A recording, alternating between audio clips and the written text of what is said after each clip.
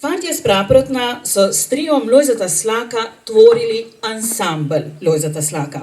Skupina izvira iz vasi Praprotna v Selški dolini in v veliko čast nam je, da je danes z nami njihov ustanovni član in vodja pevske skupine, prvi tenor, gospod Andrej Bergant, ki ga vabim na oder.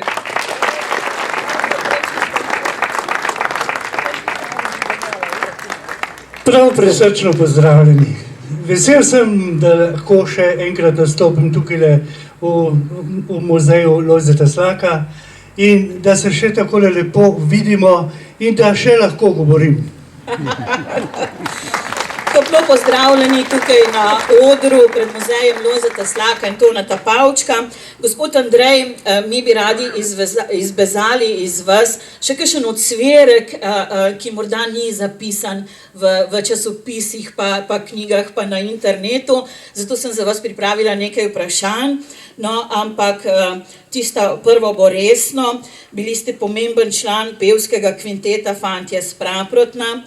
Vse fante vas je povezovalo veselje do petja in ste bili tako pridni, želeli ste biti boljši, da ste obiskovali ure petja pri gospodu Francu Potočniku in to vas je pripeljalo celo do Radia Ljubljana. Dajte nam majčkeno povedati, no, kako je bilo tiste čase takrat, kako je to izgledalo, pa potem, ko ste zmagali v oddaji Pokaži, kaj znaš. To so bili za nas fante čudoviti časi. Čeprav smo razdalje premagovali peši in kolo je bilo čudovito vozilo, ki nas je vozilo še v sosednjo vas ali občino. Seveda slišali smo prepevati starejše pevce, slišali smo takrat že na Radio 5 Fante na vasi in to je nas tako prevzelo, da smo z veseljem sledili povabilu našega pevovodja Franca Potočnika, ki nas je mlade fante od 16 do 18 let stare skupaj spravil in poizkusil, kako bi to štiriglasno zvenelo. Imeli smo srečo. V mali vasici in v majhni okolici okrog je bilo nas 9 fantov, ki smo že tvorili kar dober zborček, ki je takoj vžgal tudi pri publiki ob slovesni proslavi ob koncu šolskega leta. In seveda, prvi aplavz, to je tista nagrada, ki človeka seže do srca. Mi smo se to vtisnili v naš spomin in petje je za nas postalo svetinja. Če smo le mogli biti skupaj in smo z veseljem samo prepevali in na nič drugega mislili, ker je bil to za nas vrhunec, kar smo se lahko takrat zabavali. Po naključju vas je na radiju slišal tudi Lojze Slak. Jaz se spominjam gospe Ivanke, ko je rekla, ko jih je slišal, je kar odskočil, tile fantje so pa zame, je rekel. A drži, gospa Ivanka? Kako se ga pa vi spomnite, ko je pristopil k vam? Verjetno ste ga že poznali kot harmonikarja. Ja, ta uspeh na Radiu Ljubljana, to se pravi prva oddaja, poskusna, Pokaži, kaj znaš. Potem v finalu smo zmagali v zvrsti glasbe ljudske pesmi in takrat nas Lojze slišal. Preteklo je mogoče čez poletje tistega leta 64, in Lojze je bil takrat šofer direktorja Petrola. V Škofji Loki je naš basist Kalan Janez bil na črpalki in tam sta se srečala. In tam je Lojze povabil nas in seveda tudi stik smo držali preko Janeza, preko telefona. Ta mladi to danes ne more razumeti, da v Selški dolini je bil telefon samo na poštah in v železnikih. V vaseh smo se pa kar na daleč pogovarjali, kako malo bolj glasno. Ja, in seveda, že na prvi avdiciji pri Lojzetu Slaku smo zapeli njegovo pesem, ker mi smo to, čim je nekaj zvenelo, takoj posvojili. Ni bilo treba za nas, ne vem, kakšnega dirigenta in not. To smo si spominjali. In seveda, tako je steklo in dolga leta držalo. Ja, pol stoletja. In toliko nastopov, toliko snemanj, potovanj. Ja, veliko ste bili skupaj, včasih več kot z družino. Res je. Zanimivi smo bili, da smo bili vsi nekako taki potrpežljivi. Veliko pohlevnih ovca gre v majhen hlev, tole pa v našem ansamblu. In seveda, treba je bilo delati. Lojze je bil tako ustvarjalen človek. Lojze je na vsako vajo prinesel nove pesmi in te je bilo treba usvojiti, te se je bilo treba naučiti. Včasih smo se malo besedila in vse v notah ni treba govoriti, to je itak. Malo na pamet naučiti, da smo tako snemali, ker smo snemali tako, kot da nastopamo na odru. In kako je to izgledalo? A je bil Lojze, a je bil strog, a je bil kdaj kaj mogoče malce tečen? Kako je to izgledalo, ko ste vadili? Če je bil Lojze tih, je bilo že nekaj narobe. Ja. On je bil dosleden, on ni nergal, ni sitnaril, samo nič ne rekel. In to je bilo že dost. Ampak mi smo to hitro ga spravili v dobro voljo, da je rekel, drug teden je že snemali. No, res ste imeli veliko snemanj, veliko nastopov. Poleg tega pa vsi člani ansambla celo življenje ste hodili v redno službo. Ne vem, če veste vsi, gospod Andrej je sicer po izobrazbi gradbeni inženir. Ja, kako vam je šlo pa v službi? Ja, ste bili kaj neprespani ali kako? V službi je šlo odlično. Zelo sem napredoval, kaj vse sem bil. Sem bil 7 let direktor komunale v Kranju, to ni mače kašelj. Na koncu sem zaključil kot vodja investicij v Elektrogorenski. Tudi tista stavba v Elektrogorenski na Primskem je moje remek delo, mislim, vodo sem izgradil. Vedel sem, delo je prvo, pa ni treba, ali je to delo pri petju ali v službi. Dopoldne je bila služba, popoldne pa družba. To smo imeli lepo razdeljeno, nobenih problemov. Sobote, nedelje, prazniki so bili naši, popoldnevi, večeri, zavaje, sreda, petek je bil redno. Potem pa sama zavest. Jaz nisem hotel, da mi bi kdo v službi učital, zdaj pa zaradi tega, ker Prislako poje, Fušarja tudi deluje, ne? Pa v službi ni za nič. Nasprotno, jaz se nisem dal. No, to.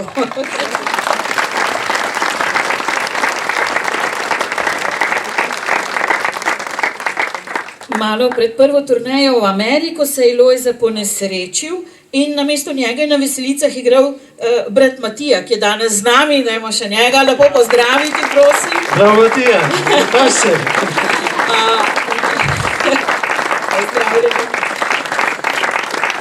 No, to je bila taka uspešna zamenjava, ampak zdaj vi pa glasu ne morete zamenjati. Zagotovo ste bili tudi kdaj prehlajeni, je že šlo kaj narobe. Kako ste pa te stvari reševali? Ja, težko. Nekje je šlo. Prehlade, to sem jaz lahko zakril s tehniko glasu, ker sem pa le 3 leta krepko se učil pet. Ampak, jaz se pa fajn alergijo na mačka in na brezo. Dokler smo to z doktorji ugotovili, kje je napaka pri meni, sem jaz postal popolnoma brez glasu in z hudo astmo. Takrat je vse odpadlo. Ni šlo. Sicer je bilo to spomladi, takrat nastopov toliko ni bilo spomladi, koncerte smo pač ugasnili, tudi snemanja. No, ko smo napako ugotovili, je bilo to dobro. Je pa res, takrat se nisem veselo držal in pel, sem se bolj kislo držal, pa pel pa vseeno. No, mi imamo tukaj tudi zadnji Lojzetov avto, večkrat ste se vozili z njim naokrog. Kakšen je bil pa kot šofer? Najboljši.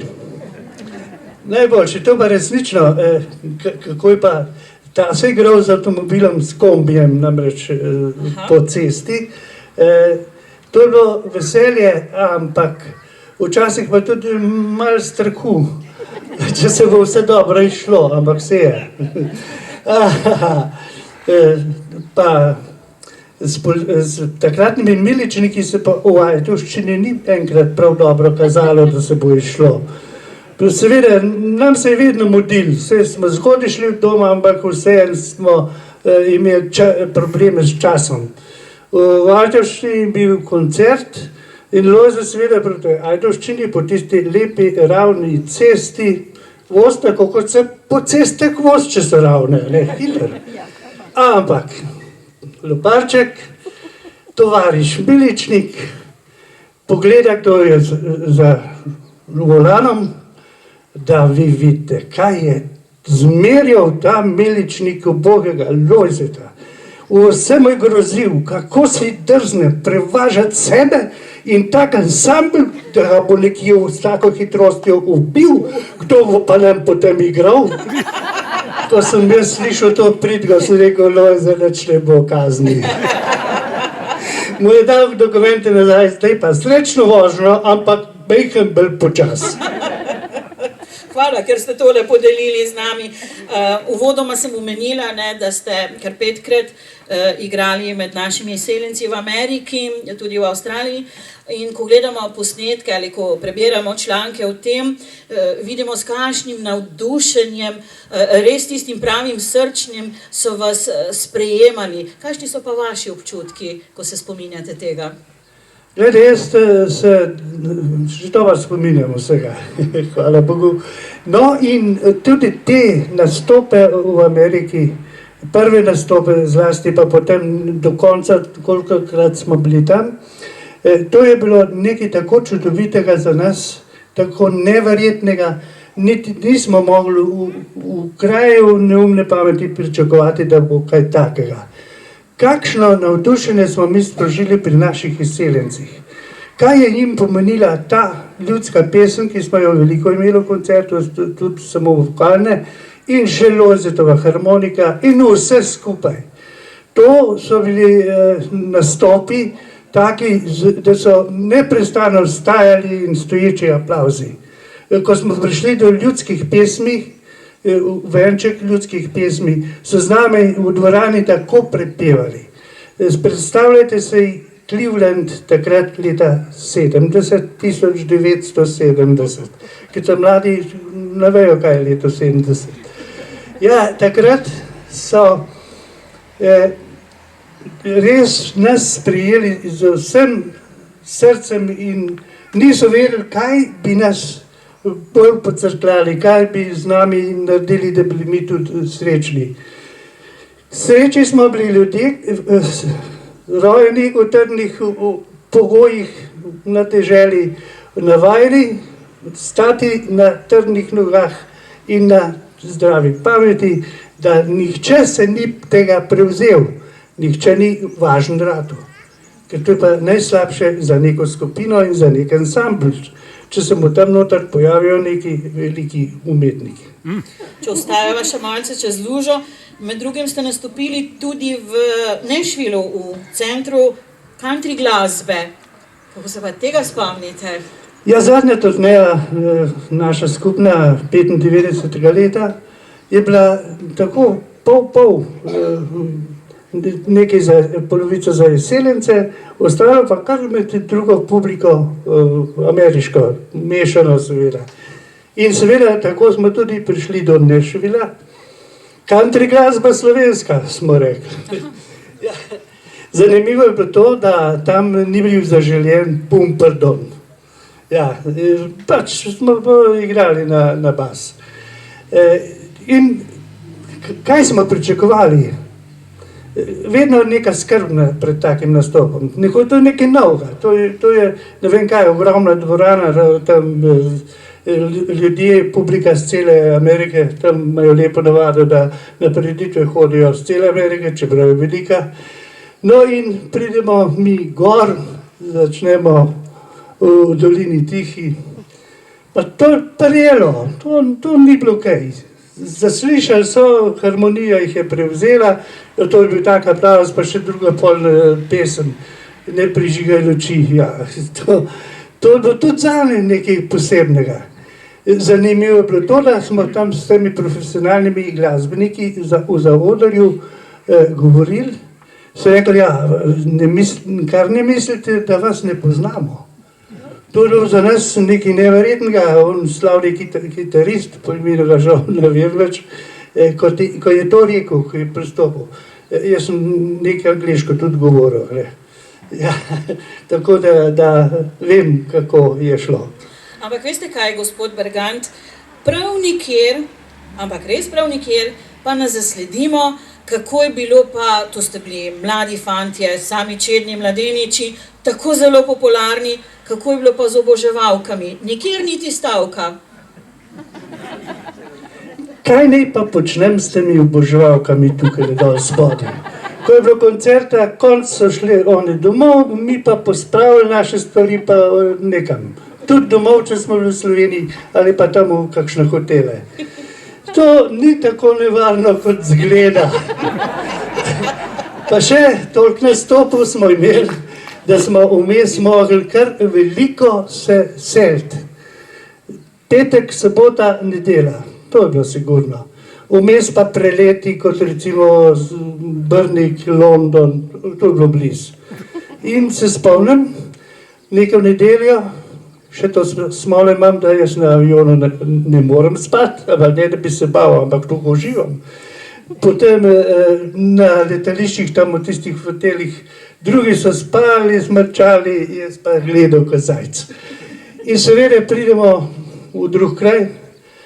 Ta prvo, kar je bilo direktno z letališča v dvorano smo vzvočili, postavili, gremo na kosilo, po kosilu pa takoj nastop.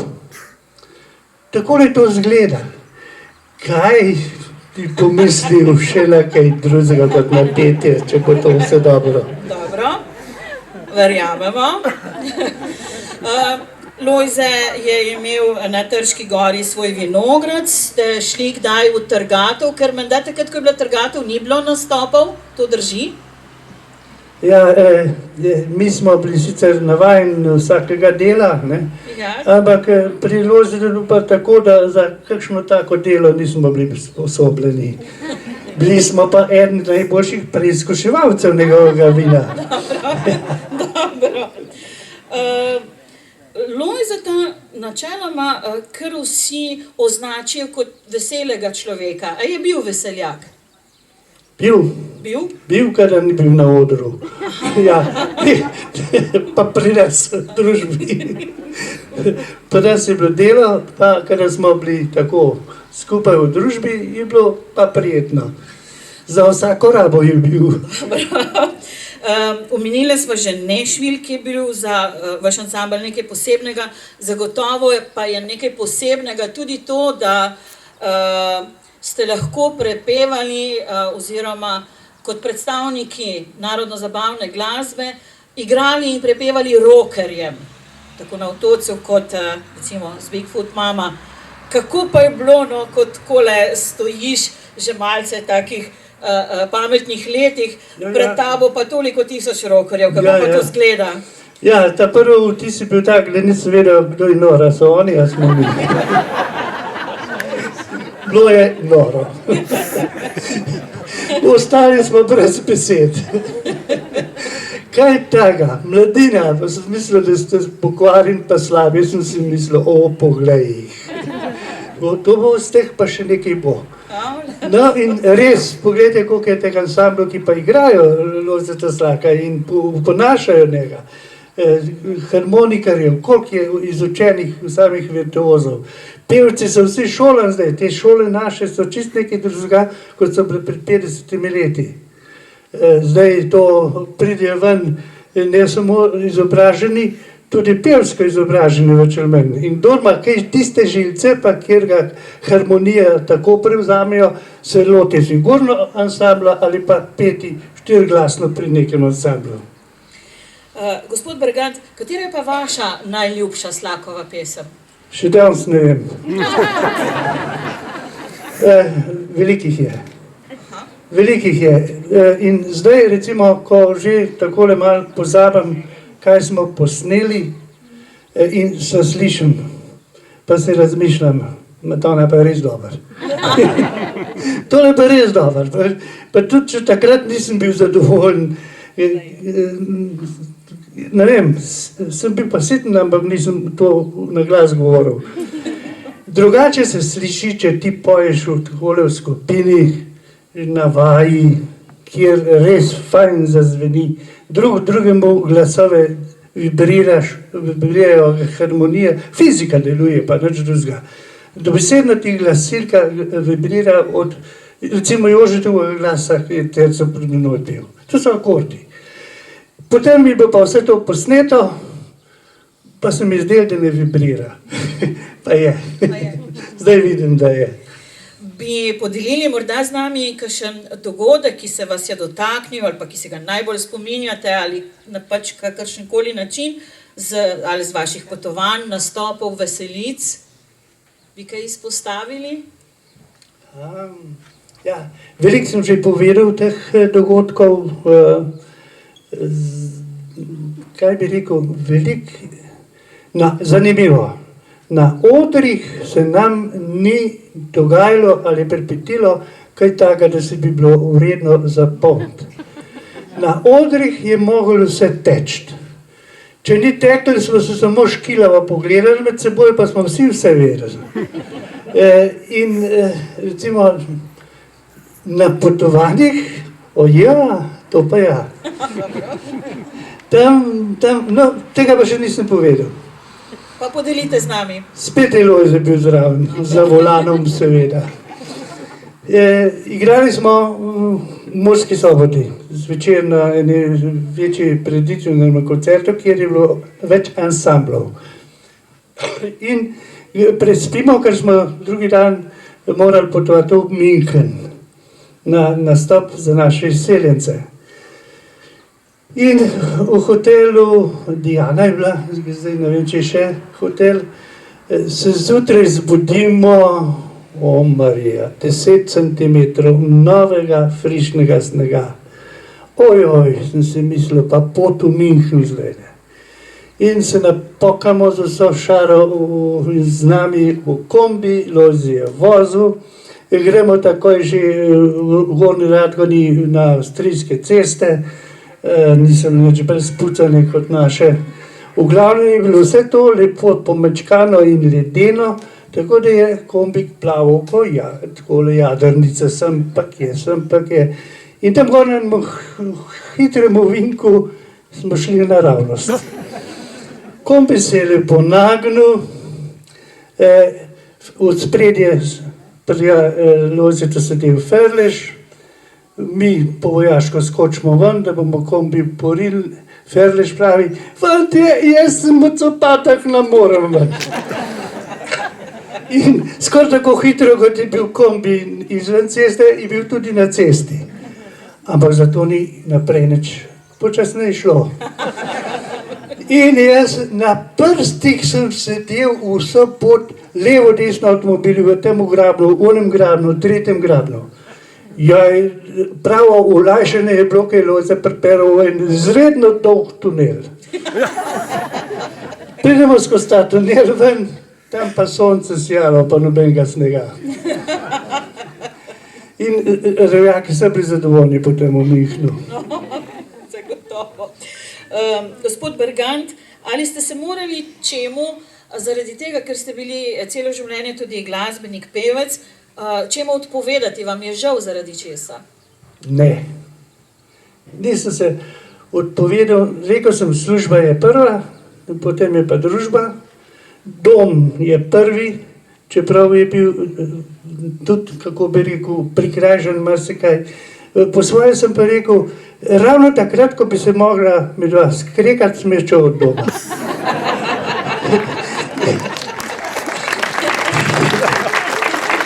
In seveda, zato sem ga lepo doživela tudi že nekaj let nazaj, 50-letnico.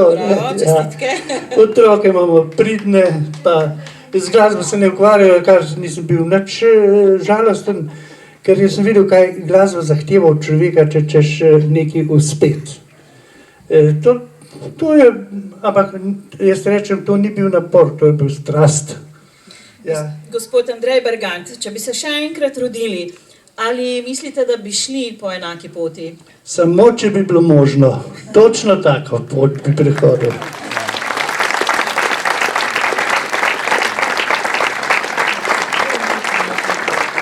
Vas je COVID pustil na miru? Ja, seveda. Midva sta se bala covida, kako ti škriža.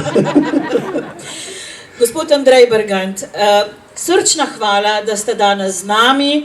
Sem vesela, da vam je uspelo, da ste lahko prišli. Namreč, ko sem ga klicala, že kar nekaj mesecev nazaj, da sem si zagotovila tako imenenco, takega gosta, je rekel, samo malo, da vidim, kako je z našimi dopusti, no in po sreči smo lahko danes skupaj. Hvala lepa za vse te spomine, ki ste jih podelili z nami in seveda hvala lepa, da ste bili 50 let tudi del glasbene pravljice ansambla Lojzeta Slaka. Ostanite z nami še nocoj, pričakujemo vas prihodnje leto, ko bomo imeli tudi odprtje razstave v Tonetu Pavčku tukaj.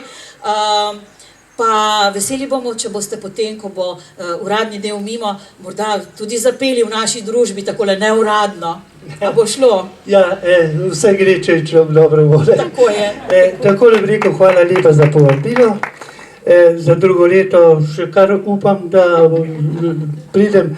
Kje imate pa kakšno pogodbo, da bi jo podpisala, da pridem še čez 20 let?